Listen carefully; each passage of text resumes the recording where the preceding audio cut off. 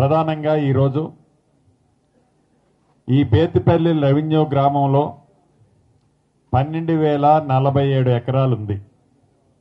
ఒకే revenue గ్రామంలో ఈ revenue గ్రామం యొక్క విస్తీర్ణము 12,047 ఎకరాలు ఉంది.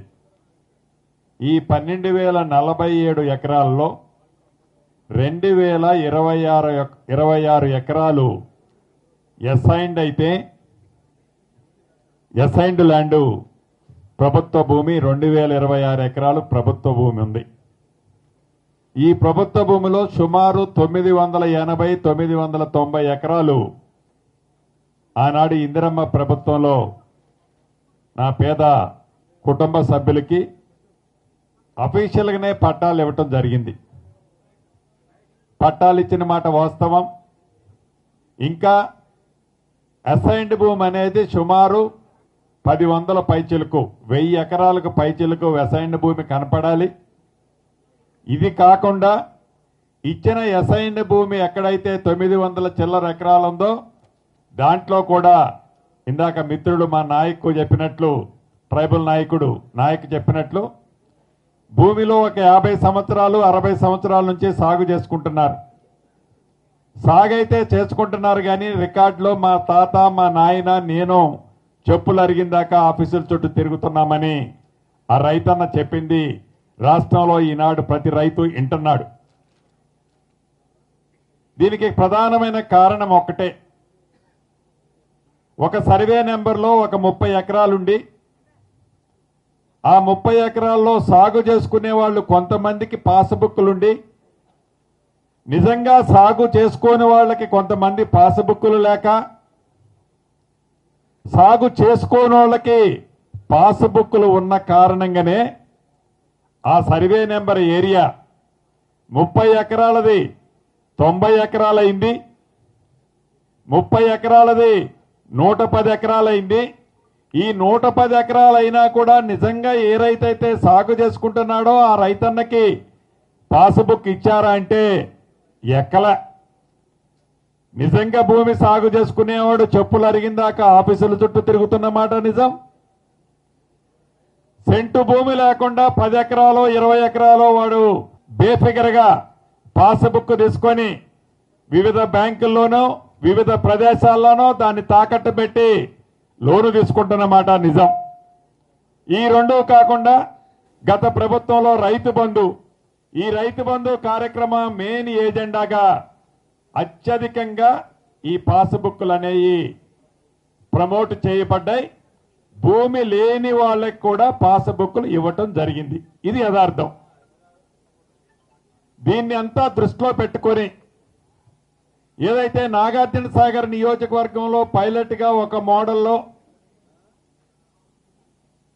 అక్కడ ఒక 14 రెవెన్యూ గ్రామాలు సర్వే చేస్తే ఆ 14 రెవెన్యూ గ్రామాల్లో సుమారు 3,500-3,600 ఎకరాల భూమి సర్వే నెంబర్ల కంటే ఎక్కువ భూమి పాస్బుక్లు ఇచ్చిన కారణంగా నిజంగా సాగులో ఉన్నవాడికి నిజంగా సాగు చేసుకునే రైతన్నకి పాస్బుక్లో పేరు లేదు. సాగు చేసుకునే వాడికి 10, 20, 30 ఎకరాలు రైతు బంధు కోసం కొత్త పాస్బుక్లు ఇచ్చారు. దానివల్ల సుమారు 16,300 ఎకరాలు సర్వే చేస్తే తేలింది ఎంత అంటే 3,300, 3,400 బోగస్ పాస్బుక్లు అక్కడ ఏర్పాటు చేయటం జరిగింది ఆనాడు. అదే పద్ధతిలో ఈనాడు ఈ బేతిపల్లిలో ఏదైతే సర్వే జరుగుతుందో సుమారు గౌరవ కలెక్టర్ గారు సర్వే చేసే అధికారులు అందరూ ప్రత్యక్షంగా గ్రౌండ్ మీదకి పోయి నేను చూశాను. ఇది ఎవరినో మభ్యపెట్టో రాజకీయం కోసమో నేను మాట్లాడటంలా. భూమి అనేది ఒక ఎమోషనల్ రైతన్నకి బాండ్ ఉన్న వస్తువు. అది ఎమోషనల్ టచ్ ఉన్నది రైతన్నకి భూమి. ఈ భూ విషయంలో రాజకీయాలకు అతీతంగా ఆ రైతులని మనం ప్రొటెక్ట్ చేసుకోవాలి. ఎవరైతే సాగులో కొన్ని దశాబ్దాలుగా సాగు చేసుకుంటున్న రైతన్నకి పూర్తి భద్రత భరోసా కల్పించాలన్నదే మన ప్రభుత్వం యొక్క లక్ష్యమో ఆలోచన. దాన్ని దృష్టిలో పెట్టుకొని దీన్ని పైలట్గా రాష్ట్ర వ్యాప్తంగా కొన్ని గ్రామాలు చేశాం. పైలట్గా కొన్ని గ్రామాలు చేయటమే కాకుండా రాష్ట్ర వ్యాప్తంగా ఈ సర్వే చేయాలి అన్నది ఈ రాష్ట్ర ప్రభుత్వం యొక్క ఆలోచన, గౌరవ ముఖ్యమంత్రి గారి సూచన కూడా. దాన్ని దృష్టిలో పెట్టుకొని, ఎందుకంటే ఈ బేతిపల్లి అనే గ్రామం రెవెన్యూ గ్రామం నాకు కొత్త కాదు. ఈ నియోజకవర్గంలో పుట్టి పెరిగిన వాడిని. ఈ ప్రాంతంలో నాకు దగ్గర రక్త సంబంధక బంధువులు ఉన్నారు. నా వయసు వచ్చిన దగ్గర నుంచి 15-16 సంవత్సరాల ఏట నుంచి ఈ ప్రాంతం వచ్చినప్పుడల్లా ఈ భూ సమస్యల గురించి అనేక పర్యాయాలు కథలుగా నేను విన్నమాట వాస్తవం, కళ్ళతో చూసిన మాట నిజం. దీన్ని తక్షణమే పరిష్కరించాలని రెవెన్యూ శాఖ మంత్రిగా దీని మీద నాకు తప్పకుండా ఒక ఫోకస్ ఏర్పడింది. స్థానిక శాసనసభ్యురాలు మట్టా రాగమయ్య దయానంద్ గారు కానీ ప్రత్యేక శ్రద్ధ చూసి, సినన్న దీన్ని ఎట్టి పరిస్థితిలో మనం సర్వే చేసి ఈ 7 గ్రామ పంచాయతీల్లోని రైతన్నలకి ఈ భూమితో ఉన్న ఆత్మీయ బంధాన్ని మనం కాపాడాల్సిన అవసరం ఉందని వారి కోరిక మేరకు ప్రత్యక్షంగా ఇని చూసిన నాకు దీన్ని పరిష్కరించాలని ఫోకస్ పెట్టడం జరిగింది. దాన్ని దృష్టిలో పెట్టుకునే ఈనాడు ఈ 12,000 పైచిలకు ఎకరాలున్న దాన్ని ప్రత్యక్షంగా సర్వే చేసి అంగుళం కూడా ఏ రైతన్నకి నష్టం కలగకుండా, ఏదైతే ఆనాడు ఇందిరమ్మ ప్రభుత్వంలో అసైన్డ్ భూమి అసైన్ చేశామో ఆ రైతులకి నష్టం జరగకుండా, ఏవైతే దారులున్నాయో దారుల్ని ఎక్కడా పోగొట్టుకోకుండా, ఇందాక రాంబాబు రెడ్డి గారు ఒకరు చెప్పారు, వారు ప్రత్యక్షంగా కృష్ణారెడ్డి గారు చెప్పారు. రాంబాబు రెడ్డి గారు చెప్పింది ఏంటి, 50 సంవత్సరాల నుంచి మా తాతలు ముత్తాతల నుంచి దీన్ని సాగు చేసుకుంటున్నాం. ఈ నారాయణపురం గ్రామంలో మా 5గురు అన్నదమ్ముల పేరుతోనే ఈ పట్టాలున్నాయి. అదే రకంగా కాస్తులో మేము వస్తున్నాం, పట్టాదారుగా నవాబు వస్తున్నారు. ఈ నవాబు వచ్చిన కారణంగా మా 4 పేరుతో కాస్తుకారంలో ఉన్న కొంత వందలాది మంది రైతన్నలకి ఈ ఎమోషనల్ బాండింగ్ ఈ భూమి మీద ఉన్నదాన్ని వాళ్ళకి టైటిల్స్ ఇతరత్ర రాని కారణంగా ఆ రైతన్నలు ఇబ్బంది పడుతున్నారు. నాకు 25 ఎకరాలుంటే మొన్ననే సర్వే చేశారు. ప్రత్యక్షంగా సర్వేలో నేను కూడా పాల్గొన్నా. 25 ఎకరాలకి 40 సెంట్లు తగ్గింది అన్నారు. ఇప్పుడే నా అడిషనల్ కలెక్టర్ గారు నాకు బ్రీఫ్ చేస్తున్నారు. అంటే 2% ల్యాండ్ లెస్ వచ్చింది అనేది వారు చెప్పేది. అయినా కూడా ఒక రాంబాబు రెడ్డి గారే కాదు, ఇందాక ఒక దళితుడు, అదే రకంగా ఒక గిరిజన సోదరుడు కూడా చెప్పారు, మా దాంట్లో కూడా 3 కుంటలు 4 కుంటలు తగ్గుతుందన్నా మనం ఏం చేస్తాం. ఆ రోజు ఏదైతే ఆ చైన్ లింకుల ద్వారా కొలతల ద్వారా ఇది తక్కువ ఎక్కువ, అదే రకంగా కొన్ని రోడ్లు కూడా వైడనింగ్ చేసుకున్నాం, దీనివల్ల తగ్గుండొచ్చు అని చాలా సంతోషంగా, ఎప్పటికైనా మీరు టైటిల్స్ పూర్తిగా మాకు ఇస్తే అంతకంటే మాకు మహాభాగ్యం లేదని ఆ రైతన్నలందరూ స్వచ్ఛందంగా మళ్ళీ ఈ భూముల్ని లిటిగేషన్ చేయొద్దనే చిత్తశుద్ధితో శాశ్వత పరిష్కారం ఈ భూ సర్వే అన్నదే ఆ రైతన్నుల తాపత్రయం, కోరిక. ఏదో మొక్కుబడిగా గతంలో లాగా సర్వే చేయటం కాదు, ఇదేదో అర్ధరాత్రి నేను ఓం ఫట్ అంటే అయిపోయేది కాదు. ఏదైతే ఈ రోవర్స్ ఒక ప్రణాళికాబద్ధంగా ఈనాడు ఈ రెవెన్యూ శాఖ ఒక మహత్తరమైన కార్యక్రమంగా చేపట్టి ఒకేసారి కాకుండా రాష్ట్ర వ్యాప్తంగా ప్రతి జిల్లాలో మొదటి విడత 70 గ్రామాలు తీసుకోవాలని అనుకున్నాం. అనుకున్న పద్ధతి ప్రకారం రాష్ట్ర వ్యాప్తంగా ప్రతి జిల్లాలో ఇప్పటికే 20-25 గ్రామాలలో గ్రామ సభలు నిర్వహించుకొని ఆ గ్రామ సభల ద్వారా ప్రతి రెవెన్యూ గ్రామానికి సంబంధించిన బోర్డర్లు కొన్ని ఫిక్స్ చేసుకొని సర్వేలు కూడా స్టార్ట్ అయ్యాయి. చాలా అద్భుతమైన ఫలితాలు, ఫీడ్బ్యాక్ వస్తుంది. 1-2% ఎక్కడన్నా రైతన్నలు ఉద్దేశపూర్వకంగానో అన్నదమ్ముల పంచాయతీలతోనో ఇతరత్ర కొన్ని శతాబ్దాలుగా వాళ్ళ పంచాయతీ కోర్టులో ఉన్న కారణంగానో సెటిల్ చేసుకోలేంది 1-6% మిగలొచ్చు. మిగిలిన మెజారిటీ 98-97% ల్యాండ్ ఏదైతే ఉందో మొదట విడత రాష్ట్ర వ్యాప్తంగా ప్రతి జిల్లాలో 70 గ్రామాలు, అదే రకంగా ఎవ్రీ 6 months ఒకసారి చొప్పున 70 చొప్పున నా లెక్క ప్రకారం అయితే ఒక 1.5 year లోపే రాష్ట్ర వ్యాప్తంగా వ్యవసాయ భూమి సర్వేతో పాటు అబాదీ ప్రాపర్టీస్ అంటే ఏదైతే రెసిడెన్షియల్ ఏరియాస్ ఉన్నాయో, ఇప్పుడు మనం నారాయణపురం, సత్తుపల్లి నారాయణపురంలో ఉన్నాం. ఈ సత్తుపల్లి నారాయణపురం గ్రామం కొంత ప్రాంతంలో ఉంది. ప్రతి రైతు సొంత ఇల్లు ఒకటి కట్టుకొని అది 2 కుంటలో 5 కుంటలో 10 కుంటలు పెరడుతో కలిపి ఒక 20 కుంటల భూమి ఉండొచ్చు. దాన్ని కూడా సపరేట్ సర్వే చేసి ప్రతి పార్సిల్ గా ప్రతి రైతన్నకున్న పాకెట్ ని ఒక పార్సిల్ గా ఐడెంటిఫై చేసి కోఆర్డినేట్స్ తో ఒక మ్యాప్నిస్తూ ఆ మ్యాప్ ప్రకారం వాళ్ళకి పూర్తి హక్కులతో కూడిన వారి భూమికి సంబంధించిన టైటిల్స్ ఇవ్వాలన్నదే ఈ ప్రభుత్వం యొక్క ఆలోచన. దానికి శ్రీకారమే ఈ రోజు బేతిపల్లి రెవెన్యూ గ్రామంలో యుద్ధ ప్రాతిపదిక మీద మన అధికారులు, నా రెవెన్యూ శాఖ అధికారులు చిత్తశుద్ధితో చిన్న అవకతవకలు కూడా జరగకుండా, రాత్రి పగలు అనకుండా ఫుల్ ఫోకస్ పెట్టి ఈ రెవెన్యూ గ్రామాన్ని మొదటి విడతగా పూర్తి చేయాలని తపనతో పనిచేస్తున్నారు. ఉండొచ్చు సర్వే చేసేటప్పుడు అన్నం తినేటప్పుడు 1-2 మెతుకులు జారొచ్చు.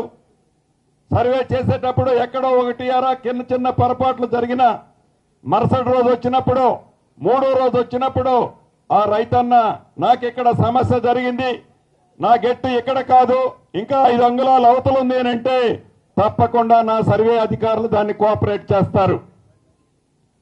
కోఆపరేట్ చేయడమే కాదు, సాయంత్రం వరకు వెళ్తూరున్నంత వరకు సర్వే చేస్తారు. సాయంత్రం లైట్ ఫెయిల్ అయిన తర్వాత సర్వే ఆ రోజు ఏదైతే చేశారో దాన్ని కంప్యూటరీకరణ చేసుకుంటున్నారు. అంతేకాదు ఒక 25 నుంచి 30 రోజుల టైము నోటిఫికేషన్ టైం ఉంటుంది.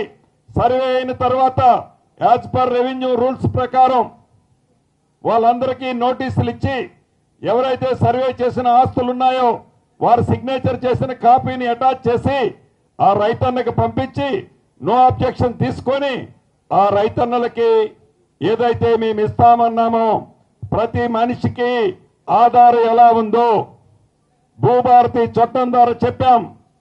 ఈ చట్టం ఆషామాషిగా పెట్టలే.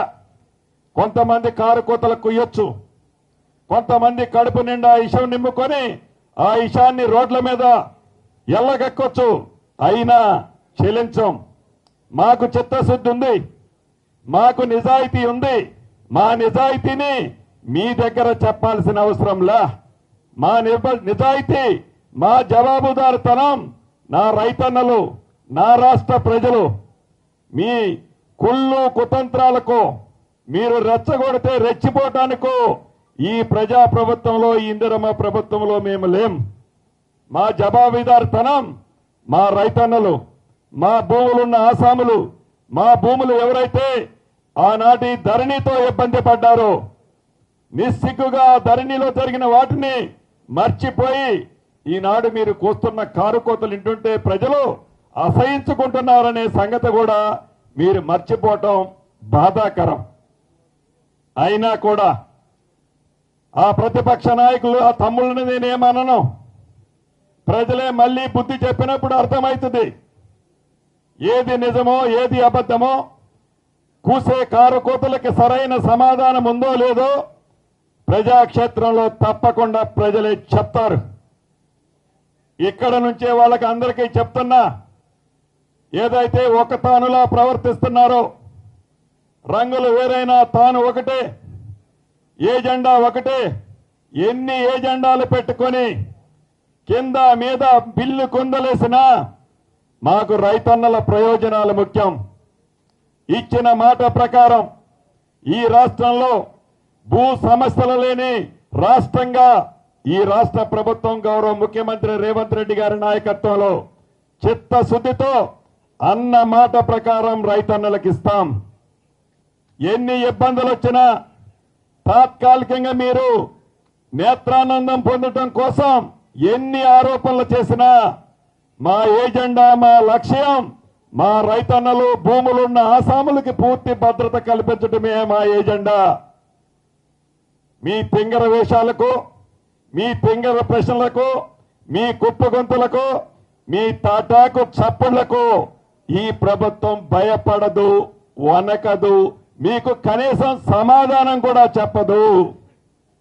సమాధానం చెప్పాల్సి వస్తే, ఆన్సర్ చేసేయాల్సి వస్తే నా రైతన్నలకు చెప్తా, నా భూములున్న ఆసాములకు చెప్తా.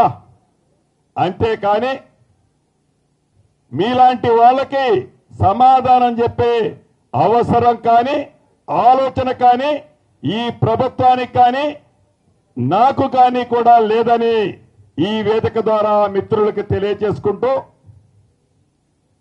ఏదైతే ఈనాడు బేతిపల్లి రెవెన్యూ గ్రామంలో జరుగుతుందో, ఇప్పటికే కొన్ని గ్రామాల్లో రెడీ అయ్యాయి పాస్బుక్స్.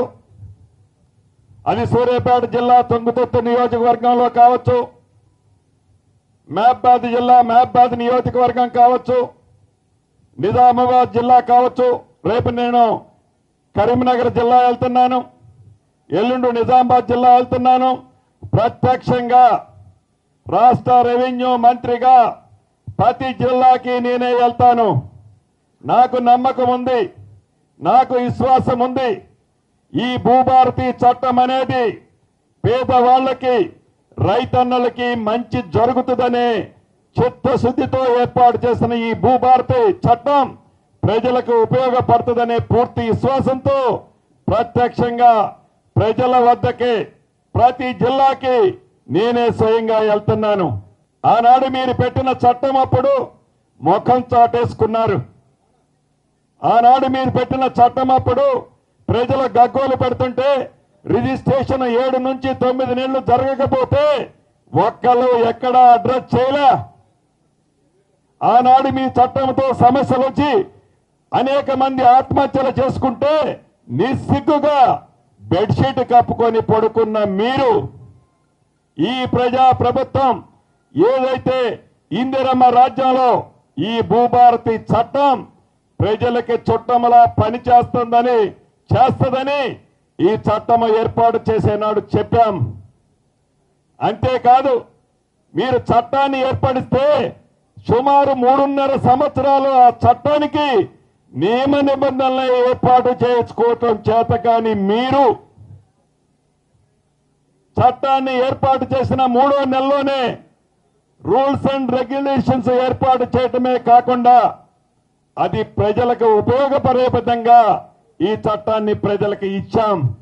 అది నిబద్ధత అంటే, అది ప్రజా ప్రభుత్వం అంటే, అది ఇందిరమ్మ రాజ్యం అంటే. ఈనాడు ప్రత్యక్షంగా ప్రతి జిల్లాకి నేనే వెళ్తున్నా రెవెన్యూ మంత్రిగా. ప్రతి జిల్లాలో సమస్యలని, రైతుల కష్టాలని రైతుగా తెలిసిన రైతుగా వాటిని ఎలా పరిష్కరించాలో స్థానిక ప్రజాప్రతినిధులతో, అధికారులతో చర్చించి అక్కడికక్కడే అక్రాస్ ది టేబుల్, నాతో పాటు అధికారులు, ఉన్నత అధికారులు కూడా ఉంటారు. అక్రాస్ ది టేబుల్ ప్రజలకి మంచి ఏది జరుగుతుందో, ప్రజలకి మంచి ఏదని అనుకుంటుందో, ఎవరు ఎన్ని అనుకున్నా ప్రజల కోరేదాన్నే ఈ ప్రభుత్వం చేస్తుంది. వారి స్వార్థం కోసం, వారి స్వలాభం కోసం వారు తయారు చేసుకున్న ఒక చట్టం ద్వారా సంక్రమించిన ఆస్తిని కాపాడుకోవటం కోసం ఒక కొత్త భూతాన్ని అడ్డం పెట్టి ఈ 22A భూతము ద్వారా ఆనాడు అక్రమంగా సంపాదించిన ఆస్తులని తెరచాటున దాన్ని రెగ్యులైజేషన్ చేసుకోవాలని మీరు ఏదైతే తపన పడుతున్నారో, మళ్ళీ ఈ వేదిక మీద నుంచి చెప్తున్నా, అది ప్రజల సొమ్ము, తింటే వంట పట్టదు. ఎన్ని వేల ఎకరాలు మీరు అక్రమంగా సంక్రమించుకున్నారో ఇప్పటికే రాష్ట్ర ప్రభుత్వం ఎస్సీటీని వేశాం. దాని ద్వారా మీరు ఎంత ప్రజలను రెచ్చగొట్టినా నా రైతన్నలకి, హైదరాబాద్ కోరు ప్రాంతంలో ఉండే ప్రజానికానికి నిజమేంటో తెలుసు. ఈ ప్రభుత్వం యొక్క చిత్తశుద్ధి, నిబద్ధత ఏంటో తెలుసు. అంతేకాని వారిని ఫ్రంట్ రోల్లో పెట్టి వేలాది ఎకరాలు అక్రమంగా సంపాదించుకున్న ఆస్తులని ప్రొహిబిటెడ్ లిస్టులో ఈ ప్రభుత్వం వచ్చిన తర్వాత పెట్టిన ఆస్తులని రిలీజ్ చేసుకోవాలని మీరు కంటున్న కలలో ఈ ప్రభుత్వములో పప్పులుడకవు. ఈ ప్రభుత్వములో పప్పులుడకవు. ఎలా చేయాలో మీకు అక్రమంగా సంపాదించిన ఆస్తులు ఎలా మీరు రెగ్యులైజ్ చేసుకోవాలని తపన పడుతున్నారో ముక్కు తాడేసి ఎలా కట్టాలో ఈ ప్రభుత్వానికి తెలుసు. కాబట్టి ఫ్రంట్ రోల్లో అమాయకులైన నా కుటుంబ సభ్యులు ముందు పెట్టి మీ డ్రామాలు కట్టేసి రాజకీయాన్ని రాజకీయంగా చేయండి. రాజకీయాన్ని రాజకీయంగా చేయండి. మీరు మాట్లాడుతున్న మాటలు సొల్లు పురాణాలు కాదు. సొల్లు పురాణాలు కాదు. సొల్లులు చెప్పి ప్రజలను మభ్య పెడుతున్నాను అనుకోవద్దు. మీ సొల్లు పురాణాలు ఇకనైనా బంద్ చేయండి. పచ్చ కామెర్లు వచ్చినోడికి పచ్చగల్లలాగానే నీ మైండ్ లో 10 సంవత్సరాలు నువ్వు పరిపాలించేటప్పుడు ఎంత జనం దగ్గర కలెక్ట్ చేశావో అదే ఫిగరు నీ మైండ్ లో తిరుగుతుంటే ఆ ఫిగరు ఈ ఇందిరమ్మ రాజ్యం మీద రుద్దాలని చూడకు. నువ్వు ఒక స్క్రిప్ట్ రాస్తావు. నీకు అనుబంధ పార్టీ కేంద్రంలో ఉన్న పార్టీ ఆ స్క్రిప్ట్ చదువుతాడు. ఆ సోదరుడు ఒక స్క్రిప్ట్ రాస్తాడు. దాన్ని నువ్వు చదువుతావు. తోడు దొంగలు మీ తోడు దొంగల్ని ఈ ప్రభుత్వం ఉపేక్షిస్తుంది, చూస్తుంది. ఏది ఏమైనా సామాన్య ప్రజల్ని ముందు పెట్టి, అమాయకులైన నా ప్రజలని ముందు పెట్టి వారిని కవచంలా వాడుకొని అక్రమంగా సంపాదించిన ఆస్తుల్ని రెగ్యులైజేషన్ చేసుకోవాలని పగట కలలు బంద్ చేయాలని మరొక్కసారి ఈ వేదిక ద్వారా మిత్రులకి తెలియచేస్తూ, ఇది ప్రజా ప్రభుత్వం. పేదవాడి కష్టము తెలిసిన ప్రభుత్వం. పేదవాడికి అండగా ఉండే ప్రభుత్వం. నీ చట్టమేందో ఆనాటి 5 సంవత్సరాల్లో ఇదే ప్రజలు గమనించారు. ఎస్, ఈ భూభారతే వచ్చే ఎన్నికల్లో మా ప్రభుత్వానికి రెఫరెండం అని చట్టం పెట్టేనాడు చెప్పాం. ఈ రోజుకి అదే మాట మీద ఉంటున్నాం. ఈ భూభారతే మా ప్రభుత్వ ఎన్నికలు వచ్చే ఎన్నికలకు రెఫరెండం చూపించు. ప్రజల తీర్పు దగ్గరగా పోయినప్పుడు మీకు ఫలితాలేందో మీకు గతంలో చూపించాం. భవిష్యత్తులో కూడా అవే ఫలితాలు పునరావృతం అవుతాయి ప్రజల తీర్పుతో. కాబట్టి ఏదైతే ఈ బేతిపల్లి గ్రామం ఉందో, రెవెన్యూ గ్రామం, ఒక్క బేతిపల్లి గ్రామమే కాదు, ఒక్క పాలేరు నియోజకవర్గమే కాదు, ఒక్క ఖమ్మం జిల్లా, ఉమ్మడి ఖమ్మం జిల్లా అదే కాదు, ఈ రాబోయే 1.5 ఇయర్లోపు పెద్ద ఎత్తున రాష్ట్రంలో ప్రతి అంగుళాన్ని సర్వే చేసి న్యాయబద్ధంగా ఎవరికైతే భూములున్నాయో, సమస్యలు లేని, పంచాయతీలు లేని భూములని తల్లిదండ్రులు వాళ్ళకి పిల్లలకి ఇచ్చే విధంగా ఈ ప్రభుత్వం ఈ కొత్త చట్టం ద్వారా రైతన్నలకి వారి ఆస్తులని వారికి ఇస్తూ దానికి పూర్తి రక్షణగా ఈ ప్రజా ప్రభుత్వం ఉంటుందని కూడా ఈ వేదిక మీద నుంచి రాష్ట్ర వ్యాప్తంగా ఉన్న నా రైతన్నలకి ఈ వేదిక ద్వారా తెలియజేస్తూ, ప్రతి జిల్లాకి ప్రత్యక్షంగా నేనే వస్తున్నాను. మీ కష్టాలు ప్రత్యక్షంగా చూస్తా. మీరు చెప్పిన ప్రతి సమస్యని ఇంటా, అధికారుల్ని అక్కడే ఆదేశిస్తా. మీ సమస్యలని వీలైనంత తొందరలో ఈ ప్రభుత్వం చిత్తశుద్ధితో పరిష్కరిస్తుందని కూడా ఈ వేదిక ద్వారా రాష్ట్రంలో ఉండే నా రైతు సోదరులతో పాటు భూములున్న ప్రతి రైతన్నకి తెలియచేసుకుంటూ మీ అందరి దగ్గర సెలవు తీసుకుంటున్నాను.